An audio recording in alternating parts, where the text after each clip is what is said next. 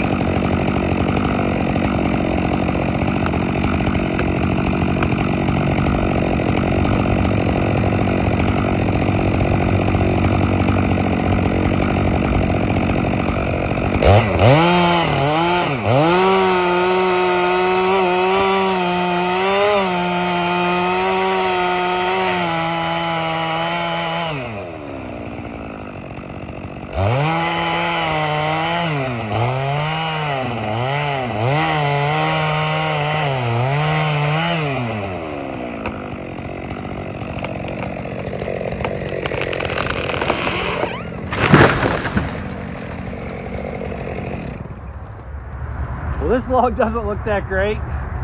The base has definitely got some rot, but it looks like the split right here that caused the rot only goes up to here, so maybe the rest of the log will be all right.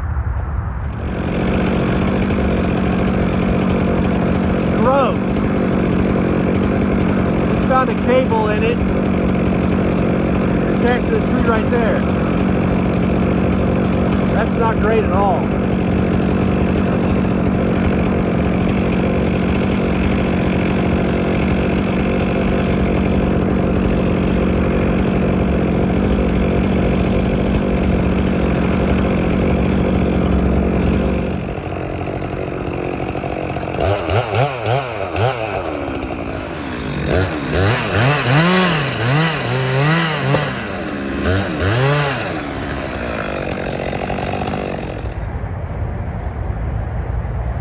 So I didn't get much out of this tree. I got that one little bottom log that has metal in it. It's rotten at the bottom. I'm trying to decide if I'm even going to take it. And I got this small lead here It's about, I don't know, it's probably 15 feet, but it's not very big diameter. I'm thinking charcuterie boards. So these two trees are the more technical of the trees here because they're leaning so heavily. Leaning is a good thing because you know which way the tree is going to go. But if they're leaning super heavy, which these are, that tree has all the branches going that way and this tree has all the branches going this way. It's going to lean so much that before you get done cutting through the tree, it's going to want to start to fall. And if it does that, and you're not prepared for that or you didn't cut it right, it will barber chair. And barber chair is a term for when the tree starts to fall. The holding wood that's on your hinge is still holding very good. The tree falls, but it doesn't really hinge right there. The back end then splits up and the tree sits up in the air. So it's horrible because, first of all, it's super unsafe. And second of all, because it destroys your log. The log will split all the way up the tree. And then after that's done, the tree's stuck in place and it's super difficult, if not impossible, to get the tree cut down. You can then move it with equipment, of course, but I won't be here for that and I won't get a good log out of it. So what you do is you do a bore cut on your hinge, or after you cut your hinge. So you cut the hinge, the notch in the front, and you would normally cut in the back, and then you leave a little bit of wood in the middle where it hinges. On these, if you cut your notch and then come in from the back, before you get in to where you want to be to make an actual hinge, the tree will start to go. So what you do is you put your saw, you cut the notch, and you put your saw through the tree, make your hinge, but leave all of the wood on the back. That's the holding wood, and that'll keep the tree from falling. And then you cut backwards, and then you cut that little piece off the back. That's called the trigger. You cut that, and as soon as you cut that, the tree's gonna go. So it's a little bit more difficult, but honestly, I feel a lot of times like I can get a better hinge, like I can really line it up and get things lined up before when I'm doing a bore cut instead of coming in from the back. Now the bore cut is dangerous if you don't do this very often, because on the tip of the chainsaw, you'll see everything in safety manuals for chainsaws to keep the tip away from anything, because that's where it's dangerous. The chainsaw's spinning like this, and if you come onto a piece of wood like this, that's fine, because it's pulling this way. It's going to pull your saw into there and you can just keep cutting down. But if you hit the tip of that saw, say right here on the wood, the chain is coming around the nose like that, and it's going to want to pull the chainsaw up. And unfortunately, up can be your face. So you don't normally use the tip of the bar for anything unless you have to. So on a bore cut, here's the tree. On the bore cut, you come in like this, set the saw this way, turn it around that way, and then you can bore in, because then it's stuck in the cut and it can't kick out, and especially it can't kick up in your face. Like I said, it's pretty technical. I wouldn't recommend doing it for the first time on a big tree like this, but it needs to be done on a bore cut, because even on small trees, if you don't do a bore cut and it has a heavy lane, it'll barber chair and it'll be just as unsafe probably as any of these big trees if it kicks back in your face or leaves you with a piece of wood that you're trying to get and it's stuck up in the air. It's just not good. So I'm gonna start working on the smaller one first. It's not small, but it's smaller. It's gonna fall that way, and I'm gonna work on the big one. The big one is slightly more dangerous because it is leaning towards the road. I'm gonna cut the hinge so it's leaning at the road, but a little bit more alongside the road. I can't force it too much. I definitely cannot force it to go that direction or that direction. I can obviously have it go the direction it wants to fall, or I can change it probably 10, 20 degrees, but that's about it. Any more than that, and the wood that holds at the hinge probably won't hold it, and the tree will just go where it wants to go. With that said, I'm going to leave probably more holding wood in there at the hinge, so that it can't jump off of there, so it'll hold until it gets down and it guides the tree where I want it to go. Since this tree is on such a steep incline, I'm going to be cutting my notch almost at my shoulders on this side. So I'm going to notch it here, and I'm going to come around to the top to do my back cut.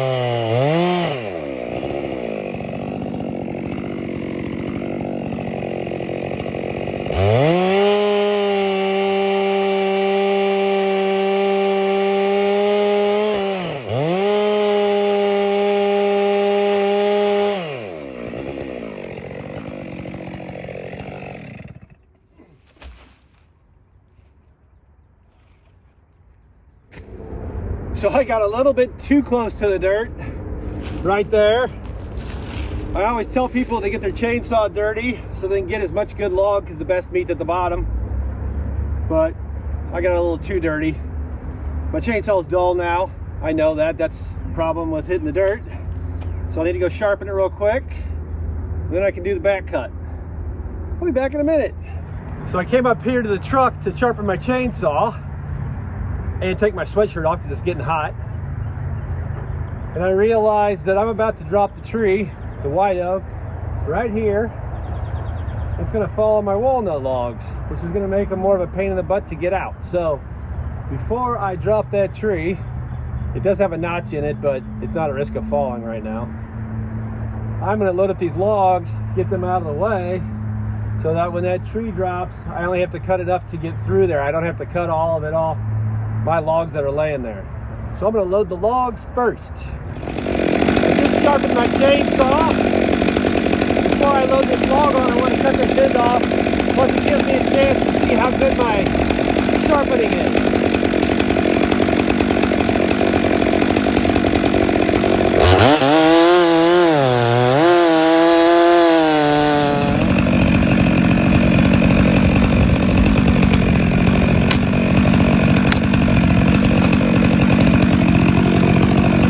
Don't get used to seeing it, but I'm using some wedges.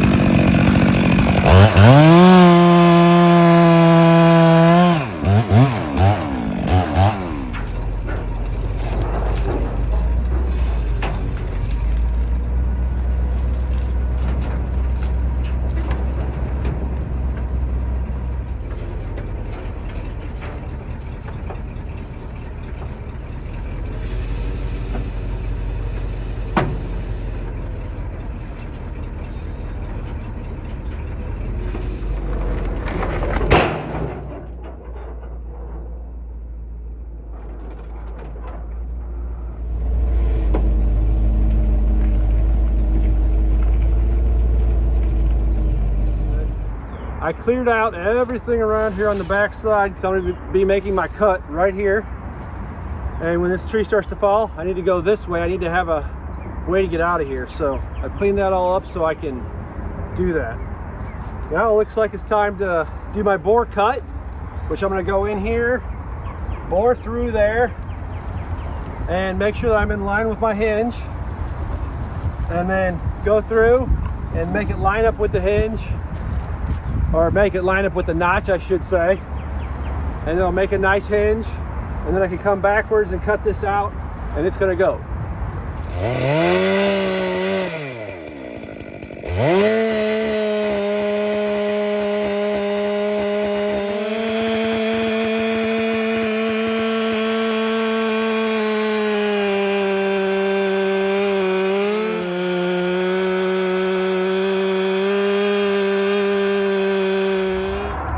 Okay, so I got the bore cut to go through right there with a little bit of holding wood. I need to go down to the bottom side and get my cut that's going here closer to the notch to make my hinge on that side.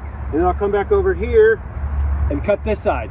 It's a little bit wider than my bar, so I got to go on both sides. I'm going to go on the downhill side first, because that's the most dangerous. I'd rather be on the uphill side when I finish up.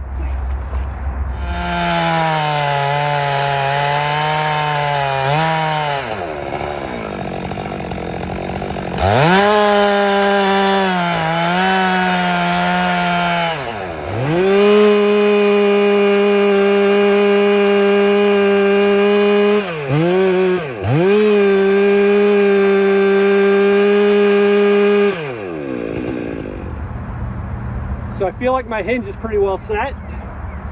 I've got about 3 inches of wood there on the hinge, more than normal probably. I'm going to drive some wedges in this back side so it doesn't fall backwards, and then I'm going to cut that off.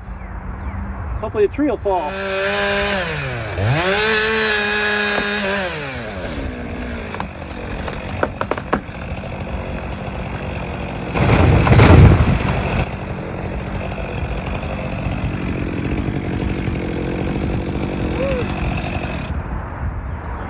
I don't think that the rock that I see here, or that you see there, goes up very far.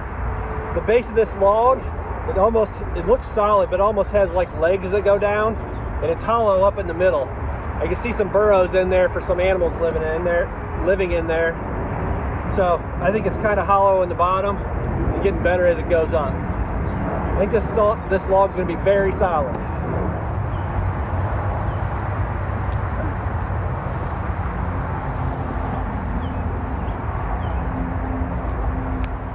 I just measured out the tree, and I've got 16 feet of clear log before the obvious knot start, and then 15 feet after that of knotty stuff. So it's a pretty good log. I am not going to cut the big log today because it's near the end of the day, and I don't want to start on that and then have something go different or wrong that I need to change or fix and run out of time and can't do that. So I don't want to start that one today. Sorry I lied to you and told you I was going to, but it took longer to load my truck than I thought it would. I still got this one down. Pretty big. I don't know. People always say, I can't put my arms around it. I can put my arms around it, but they don't touch, obviously. Pretty big. I don't know, how big is it? Well, my bar was 36. And the 36-inch bar wouldn't go all the way through. So I don't know. Say it's 40 inches at the base. That doesn't mean much. It's about a 36-inch log at 16 feet, I bet. Maybe 34. Big and heavy. Anyways, I'm Scott Wonder. Thanks for watching. If you get a chance, if you're so inclined, hit the subscribe button. Maybe give a thumbs up. That would be great. And until next time, I'm going to go and trim on the top of this log a little bit. See about getting it closer to being on a truck. Okay, bye.